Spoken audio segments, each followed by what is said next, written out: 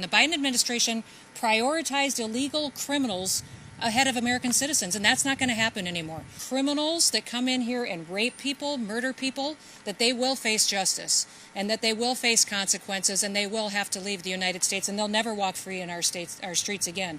Is that if you come into this country and you victimize someone, you're going to end up here.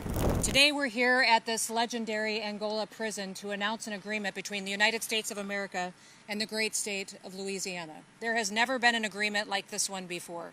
And it is here today at this place because President Trump has selected and built relationships with leaders across this country that don't complain about things, they fix them. And when we called up Governor Landry and told him about our need for detention space and our need to have a place where we can house some of the violent, criminal, illegal aliens that are out there perpetuating horrific activities against the families in this country, he offered us a solution. He offered us a space that we could house these dangerous criminals and make sure that they were never able to harm another child or family member in this country ever again. I want to thank Governor Landry for hosting us. I also want to thank our great Attorney General Pam Bondi for her willingness to consistently work tirelessly to make sure she's defending our laws and she's out there fighting for people that they have an opportunity to live the American dream. She's been strong, she's been hardworking, and she's been fair. She recognizes that the scales of justice apply equally to everyone and that criminal illegal aliens have no place in this country. I also want to thank our Deputy Director, Madison Sheehan, for all of her leadership as well at ICE. She has been fantastic in helping us come up with solutions like the one you see in front of you today to ensure that these criminals are never let go in the United States of America again. And then we also have other leaders that we're grateful for, the warden, the Department of Corrections and Public Safety. Leaders here in this state have been absolutely wonderful in what they've done to put together this opportunity to open up today the Louisiana lockup. Our one cell block here, as Governor Landry referenced before, called Camp J, has been now repurposed into an ICE detention facility. But not just a typical ICE detention facility that you may see in another state somewhere else in this country.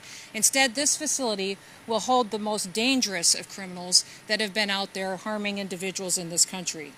It will be high-risk alien individuals and criminals, and here are a few of the examples of those individuals that are being moved or are already here today. Omar Martinez Garcia, a 39-year-old citizen of Mexico. His criminal history includes a conviction for homicide, second-degree murder, and he was sentenced to 16 years in prison. We have Rafael Ojeda Acosta, a 70-year-old Cuban man who was convicted of rape with a weapon and forcible sodomy. He was sentenced to 60 years in prison, and he will be living here from now on. We also have Humberto Vargas Lopez, a 55-year-old illegal alien from Cuba, who's been convicted of aggravated rape, aggravated burglary, possession of marijuana and cocaine, obstruction of a public officer, and battery with a deadly weapon with serious bodily harm. Altogether, he was sentenced to 29 years in prison. We also have Julio Lavera Avila, a 30-year-old illegal alien from Mexico. He was convicted of battery, family violence, and cruelty to children in the third degree. He was sentenced to 19 years. And Olvin Rodriguez Insterova, a 22-year-old illegal alien from Honduras, was arrested in March on outstanding warrants of 394 counts of pornography involving juveniles, as well as 2 counts of sexual abuse of an animal. President Trump and I are committed. We're committed to making America safe again, and that means arresting many criminal illegal aliens as possible and then making sure we're getting them off of our streets. We're bringing them to justice and we're making our communities safer. President Trump's One Big Beautiful Bill has provided the funding for tens of thousands of new detention facilities and beds across this country. That bill also funds the 287G program that helps us build law enforcement agreements with local communities and state leaderships. With the rate of arrests and deportations as high as it's been, we need all the help that we can get to increase our detention space. Louisiana is one of several states that is stepping up to help solve these problems, but they're doing it in an unprecedented way. We now have about 200 criminal illegal aliens who are scheduled to be detained here at this facility. The capacity will be up to 400, as Governor Landry specified earlier, and since Angola Prison is located on the grounds of the highest security prison in Louisiana, the citizens here have no need to worry about their safety. They will remain in this facility, and people will be protected from these criminals. So I want to thank you and all of you who care about this country and understand that this president is working every single day to address the crime, address the violence in our cities and our communities, and is bringing people to justice and deporting people out of this country who shouldn't be here. I want to thank Governor Landry for his leadership. He declared an emergency back in July in order to start forming partnerships with us to solve these problems.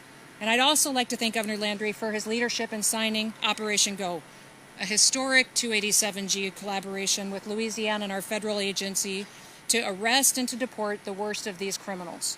And thank you also to Madison for all of her hard work for helping us get to this announcement today and the operations that are conducted by ICE officers across this country to make sure we're keeping our country safe. Madison knows Louisiana very well. She did great work for Governor Landry when she was here, and she is doing great work in the United States of America and Washington, D.C. as well. I also want to thank Gary Westcott, the Secretary of the Department of Public Safety and Corrections here in Louisiana, for all of his partnership and leadership of his agency. And Scott Ladwig, Acting Field Office Director for ICE ERO, that's in New Orleans, and special thanks to Warden Daryl Vanoy, who returned to serve as warden here at Angola last year, after he'd already served as warden once before. He knows this facility well. In fact, he probably knows it better than anyone else. The Biden administration prioritized illegal criminals ahead of American citizens, and that's not going to happen anymore. So absolutely, the most powerful thing that has convinced people to self-deport was our showing on commercials and on videos of the consequences of breaking the law in this country now. How criminals that come in here and rape people, murder people, that they will face justice and that they will face consequences and they will have to leave the United States and they'll never walk free in our streets again. So absolutely, this is a facility that's notorious. It's a facility, Angola Prison is legendary, but that's a message that these individuals that are going to be here that are illegal criminals need to understand, is that if you come into this country and you victimize someone, if you take away their child forever, if you traffic drugs and kill our next generation of Americans, and if you traffic our children and men and women, absolutely there's consequences. You're going to end up here.